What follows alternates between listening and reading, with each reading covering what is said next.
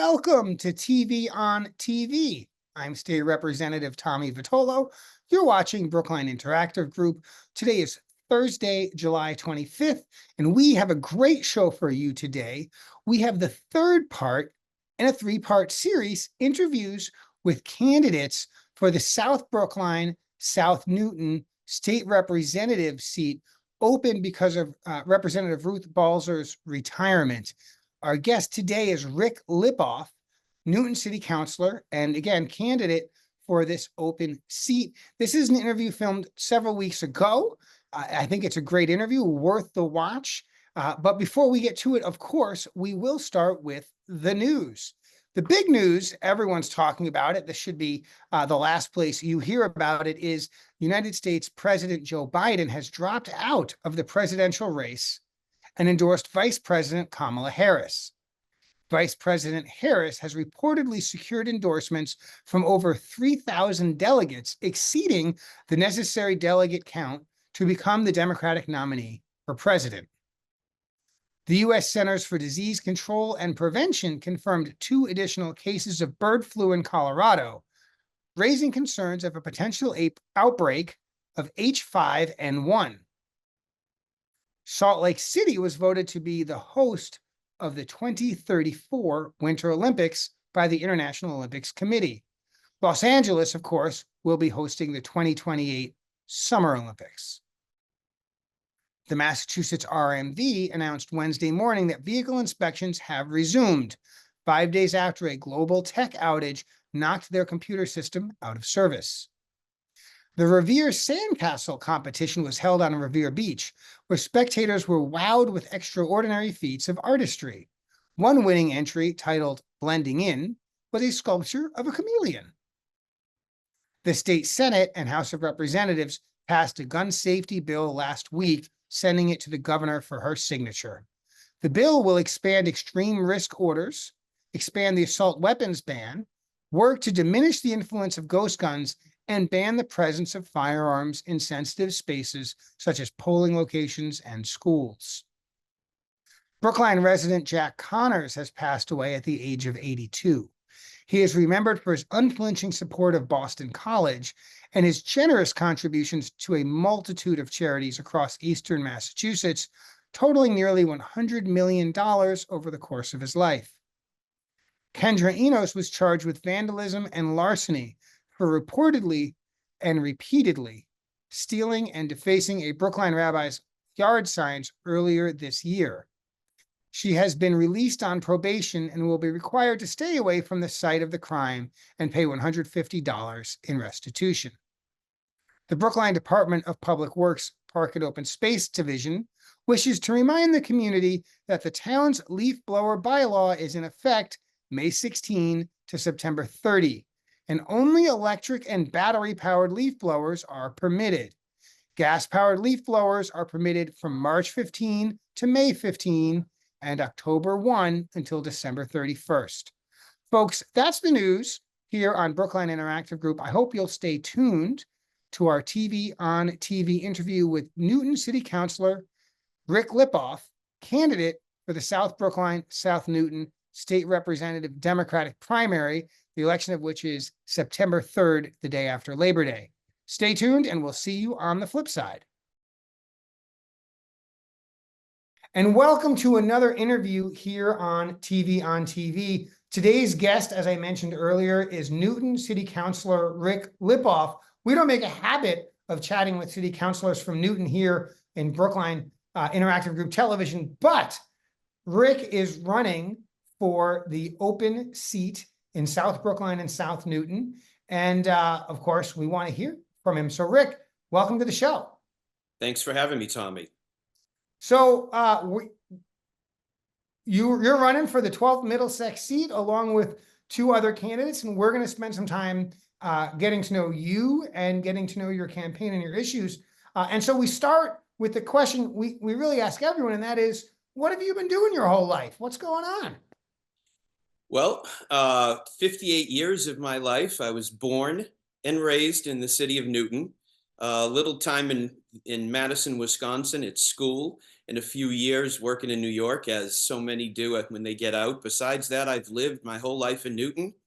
I began stuffing envelopes for people like Ted Mann and Mike Dukakis when I was 5 years old, because my mother ran campaigns and got me involved. And my father was an alderman and then a city councilor years later with me on the council. So around the dinner table, I grew up talking about local and state politics. And so it was really ingrained in my DNA. After coming out of school, I went into the real estate industry, real estate appraisal and consulting. And at age 24, I founded my real estate appraisal company that I still run today, 33 years later. It gives me a business acumen that I bring to the State House. I was first elected. Cindy Cream moved on after 18 years of holding the position of Ward 8 Councilor at Large. And at age 30, I was elected. And I have served 22 years. I'm in my 12th term, 23rd and 24th year. And for the past 4 years, I have been vice president of the council. I've served as chair of land use, chair of public safety and transportation, chair of real property reuse, and vice chair of finance. I worked with the mayor's office quite closely as vice president through COVID, which was a very painful, difficult time, but eye-opening in what you do in emergency times. And that's my background. I have 2 daughters and been married 33 years, living on the street I grew up on, 5 houses up from where I grew up, where my parents are, and my mother was. And that's who I am. That's where I come from. And my drive to serve my community comes from the fact that my day job may make me money, but my service to my community fills my soul. Now, you've obviously got this deep connection to Newton, but if memory serves, you also have a family connection to Brookline. Tell us about that. My mother was rabbi at Temple Ohabai Shalom for 18 years. So I was the kid in the front row that couldn't fall asleep and had to tell my mother how good her sermon was. And she gave great sermons. She did. But I spent a lot of time in Brookline. And my mother and father were born and raised in Brookline. My father went to Brookline High. So I have a foot in both Newton and Brookline, and my roots run deep throughout the district. So you've been a city councilor for 24 years. It seems like your base, your ward, or however Newton government works, they seem to like you. Why 12th Middlesex? Why are you running to be a state legislator? Why leave that for this? You know, I've done this a long time, and I love to serve my community. And my tenure here shows that I've never been looking personally to move to a higher level. Ruth Balzer did a great job. She was here for 22 years, a quarter of a century, and a lot of us stopped considering what it would be like to go to the State House and serve our community on a different level, because we had a great contingency in Kay Kahn, Ruth Balzer, and Cindy Cream. We still have Cindy Cream. But when that opened up, when she announced she wasn't running, I took a few weeks. I talked to the mayor. I talked to Jake Auchincloss. I talked to Barney Frank. I talked to everybody to get a lay of the land, to say, is this the right position for me? And I, over time, got very excited about the prospects of not only fighting for Newton and a piece of Brookline, for all the funds we can get, for doing constituent services, for crafting policy, but for being a cog between my community and the federal government as well, working with our congressmen and our senators, in conjunction with the federal government and the state government. All of these things started to speak to me. And not that I need a new challenge, but it is inviting to have a new challenge. I feel I've been very successful being elected into leadership, being given chairmanships, leading on so much in the city, that I'm ready to do it on the state level, and it excites me. So obviously, no candidate does it alone. Family is so important. Tell us a little bit about your family and how they influenced your decision and maybe what they thought about your decision.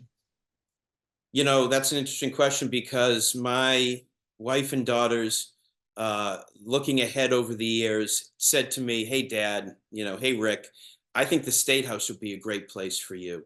And I have to tell you, my family informs everything I do. How can they not?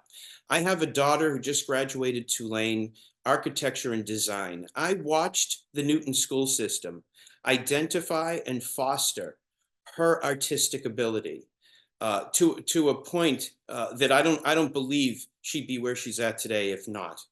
The support of her teachers, and the extracurricular that she had has made her a successful designer with a startup healthcare toy company designing everything that they do. My other daughter just got her master's at Vanderbilt in special education.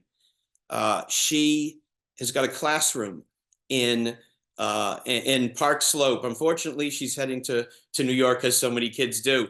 I wish she'd stay home, but she's going. But she worked with children in the school system with Down syndrome and autism since she was 8 years old, bringing those children and their parents into our home. It informs me on special education that I'm going to be a unique fighter for every dollar we can get for special ed. And my wife, who beat breast cancer at age 40, she informs me in a way that if Ruth Balzer does not get her breast cancer screening bill done by the time she leaves, I'll be picking up the mantle on that one. Her bill is basically screening is not enough. Diagnostics are what discover breast cancer, and there are women in underserved communities that do not have the means and the health insurance to get anything past screenings done. And it's so important that everybody has a level playing field on what they have access to. So this is the way my own family informs me.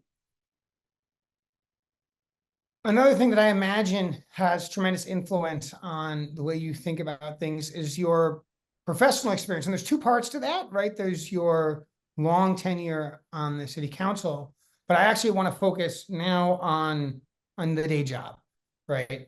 You have had it Newton City Council in a full-time position, right? You've had this business for many years. How does your work in appraisals in the real estate industry, how does that inform your thoughts about politics generally, but also, of course, about housing and real estate? Everybody needs to bring their day job to the State House. Kay and Ruth did that, nursing and mental health. And I bring my expertise, 33 years of appraisal and consulting, which is feasibility studies, looking at large projects and saying, these are the numbers, this is how it is successful, this is the analysis. And I bring that to the housing question. Right now, we have a housing bill that's anywhere from 4 billion to 6.5 billion, depending on House, Senate, or the governor. And it is chock full of things that can move our state forward. Approval of ADUs, renovating existing affordable housing, the Momentum Fund, getting stalled housing projects moving again that are stalled because of interest rates and costs. There is so much more money to the Affordable Housing Trust. This is the kind of stuff that jazzes me. This is the kind of thing that I would want to be a part of. This is the kind of thing that I have something to say. I have experience with private-public partnerships, getting projects done in the city of Newton, and I would want to be a part of that. The years of experience in real estate, I know the players, I know the material, and that's the number one thing that I'd like to be involved in. There's so many other things that are important to me, though. So, when we talk about housing, it often leads to conversations around transit and around climate. These three things, you can't work on one without influencing the others. Give us some sense on where you are on climate and transportation, and importantly, what sorts of issues within climate and transportation you think are particularly important for folks in the 12th Middlesex, South Brookline, South Newton? How does it all come together at the state level around climate and transportation? Absolutely. I mean, that I preach that to everybody that I'm speaking with out on the campaign trail. Climate, transportation, housing. You cannot speak about them individually. If we can get people out of their cars by creating smaller units around transportation, whether they take the transportation or come home from work and do not get back in their car because they have a walkable, transit-oriented development, that's saving our climate, right? If we don't have an MBTA, if we don't have a transportation system, roads, bridges that support us, the whole thing doesn't work. Housing doesn't work, and the climate is hurt. I'm so energized by Philip Eng. For the first time, I feel like we have an engineer and not a politician at the head of the MBTA. We're getting some federal money. We're moving things forward. We're renovating. It's frustrating, but we're making progress. The ultimate progress of finding $1 trillion to get a world-class transit system, isn't here. But everything that we can do to make it better is what is necessary. And I will tell you, when it comes to climate, there's a lot there's a lot going on at the State House. One of the things I'm most excited about is the fact that, and I'll get in the weeds a little bit here, that the people that say to me, Rick, why are you making me go electric in the new house that I'm building? I want to burn gas. There's nothing wrong with that. And besides, the electricity is being generated by oil and gas, mostly gas. So you're not doing anything by going electric on the back end. And my answer is no, you're wrong. We are working on getting the start of our electricity generation to be wind and solar and renewables, and we can't stop doing that. And that's why what the siting and permitting, trying to get that quicker. It takes too long to site and permit energy generation plants, and we need to support the governor. She wants to make sure that larger projects are done in 15 months and smaller ones in 12 months. It's efforts like that, it's legislation like that that can change how we deal with climate, how we're burning fossil fuels. And so, we've talked about housing, we've talked about transit, we've talked about climate a little bit. We obviously only have a few minutes for each. It's a short program. I know education is also a thing you've talked about in the past. What are some changes you'd like to see at the state level on education, whether it's pre-K, K through 12, graduate level, and undergraduate level? What are some changes you're thinking about that would make our Commonwealth even better with respect to education? Well, first and foremost, for my district, I'm looking to fight for every dollar for our children that go directly to the classrooms, and fighting for MSBA money so we can continue to renovate our schools. But statewide, I have to tell you that one of the things I'm most proud of that has happened in the past few weeks is there is a senator from out in Agawam, Longmeadow. Can you remind me of his name, Tommy? Putting me on the spot. I'd have I'm to. putting you on spot. While you look that up, this gentleman who is not Jewish was so appalled at the swastikas and the bullying and anti-Semitism in his school that a few weeks ago, he put an amendment to the education bill requiring anti-Semitism curriculum be taught to teachers and students K through 12. It passed the Senate 40-0. I hear there were tears in that chamber, and there was incredible speeches, and that is something in this moment with the rise of anti-Semitism and all forms of hate that have been going on that have no place in our communities, that when I heard that amendment was passed, it gave me hope that we can legislate and have some control over what goes on in our school system when we have a rise of hate in this way. It goes over to you guys next. It goes to the House. And I'd love you to keep me informed on that, Tommy, to see where that goes. Yeah, I think that was the work of John Vellis. Yes, it was. Senator Vellis, although I will tell you, there are more than a handful of members of the Senate and of the House who are very much thinking that way. And what we are trying to do, frankly, is figure out how to sort of keep the balance. Unfunded mandates are generally frowned upon by local school committees, and we need to be thoughtful about First Amendment issues and trying to thread the needle and make sure that schools are safe places for these conversations at the appropriate age level, at the appropriate level of detail. It's not easy, but it's work worth doing. And so, Absolutely. we don't have a ton of time left, but I want to sort of circle back. You have far more experience as an elected public servant than any of the other candidates. You've got a long list of things to choose from.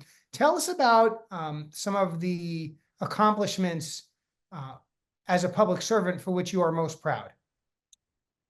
Oh, 22 years. There's a lot of work done, but the highlights. I was 30 years old, 2 days on the job, and Stop and Shop was coming to Needham Street, 24 hours a day, 7 days a week, adding 8,000 trips to Needham Street. And the neighborhood came to me and said, "You've got to fight, you got to win." And going up against Stop and Shop is not easy, but I'm proud to say that we won. And in its place is 245 units. An Avalon apartment, 17 to 20% is affordable units.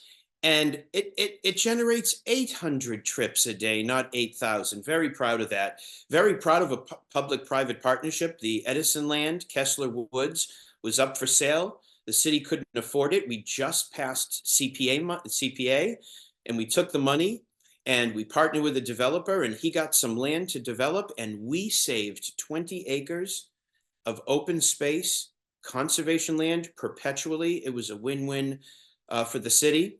I'll tell you a fun one I did just a few months ago. I wrote and passed brewery legislation for the city of Newton. Breweries were not allowed, and I didn't think that that was fair. And a lot of people were very happy that now we have the opportunity to potentially have a brewery that could go maybe in one of the two new neighborhoods that I helped pass as chair of land use, the Riverside development and the Northland development on Needham Street, both bringing well-needed units to the city, affordable housing, and we'll also have restaurants and retail that will help our tax base. So those are some highlights, but there's so much more over 2+ decades. And so I'm sure you're talking about your accomplishments on the campaign trail. How is that going? Right? We tend to talk about, the philosophy and the history, but in fact, like, the act of campaigning is its own thing. And my understanding is it's fairly new to you, despite all of these years on city council. So tell us about your experience on the campaign trail.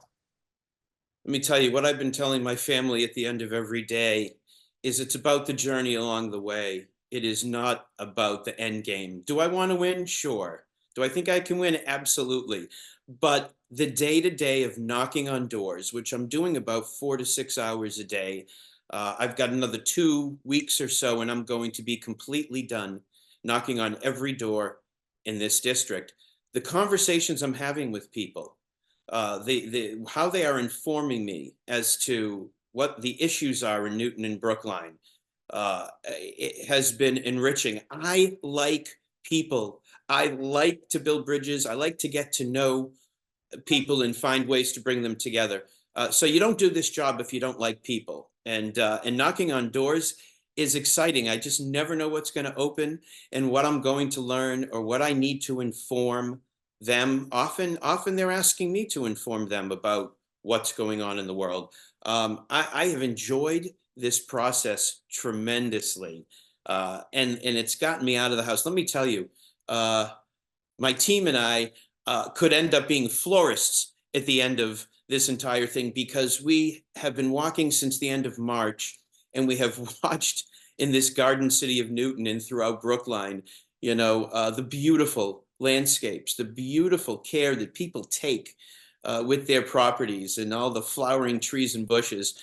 Just as an aside, that's been another beautiful addition to my life by spending so much time on the streets. So we're almost out of time. We only get 25 minutes, as you know. Anything we missed? Any last minute comments? What your last bite of the apple? Take a Last bite. bite. Listen, my telephone number, my cell phone number, I'm going to give it, Tommy. Is that okay? 617-817-5956. Call me. Any questions? Nothing's out of bounds, off limits. I'm happy to answer anything and help you in any way. One of the things that's happened to me is I've been doing a lot more work as a city councilor, because as I see problems and as people give me tasks on the doors, I'm following up. So you have something to say or need, call me. And absolutely, my website, ricklipof.com. Okay, very simple, ricklipof.com. Go read about the issues. Go see the endorsers. Deb Goldberg, the state treasurer and former chair of the select board, has endorsed me. David Perlman has endorsed me. Michael Burstein, these are from Brookline, and so many more. Half the school committee. I have more endorsements than anybody else in the race, from present and former elected officials. I'm proud of the race we're running. I'm excited to represent you all at the State House, and I'm an open door and an open book, so please get in touch.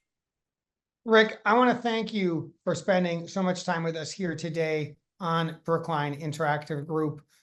The race, of course, is South Brookline and South Newton. For Brookline and Newton, you know, how do folks know if they're in it? What are the wards and precincts? Because I don't remember, but you know. In Newton, it's wards 5, 6, 7, precinct 1, and 8. And in Brookline, it's wards 5, 13A, 14, and 15. Yeah, so precincts 5, but not 5A, 13A, 14, and 15. Folks, the election is on Tuesday, September 3rd. Polls are open 7 a.m. until 8 p.m. Of course, you can vote early in person at the town clerk or city clerk's office. You can vote early through the mail. You can vote early by dropping your completed ballot off at drop boxes. There's lots of ways to vote. And there's not that many races on the ballot for this Democratic primary, competitive races. There will be at least 2, at least 3 if you are in Brookline, because there are Norfolk County races as well. And so it's so important that you do your due diligence, you go to the websites, you talk to your friends and neighbors, and you get in a well-informed vote on time. Again, polls close September 3rd, 8 p.m. There are no Republicans in this race, so the Democratic primary will determine the next state representative from the 12th Middlesex District, South Brookline, South Newton. That's all the time we have. I'm so glad you spent it with us. Folks, we're on the air every Thursday on Brookline Interactive Group. I'm Tommy Vitolo. This is TV on TV, and we will see you next week. Thanks for watching.